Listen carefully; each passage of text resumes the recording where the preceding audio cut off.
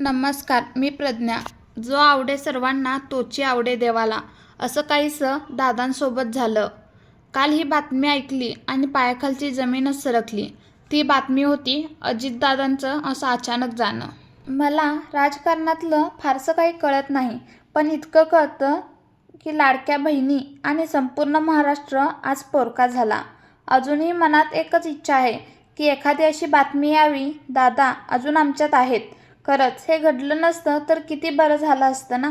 दादा, आज तुम्ही जरी आमच्यात नसला तरी तुमच्या आठवणी, तुमचे विचार आणि तुम्ही केलेल्या चांगल्या कामांमुळे तुम्ही प्रत्येक घराघरात आणि प्रत्येकाच्या मनात जिवंत आहात. खरंच दादा, आज कळालं की तुम्ही फक्त पैसेच नाहीत तर इतकी सर्व माणसे देखील कमावली होतीत.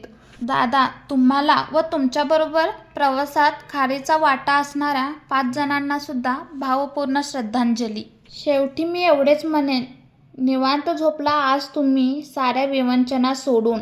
गेलात कायमचा दूर आपुलकीची नाती तोडून. उरल्या फक्त आठवणी अन डोळ्यातले पाणी. अधुरी राहिली आज तुमच्या आयुष्याची कहाणी. आज तुमच्या आयुष्याची कहाणी. भावपूर्ण श्रद्धांजली दादा.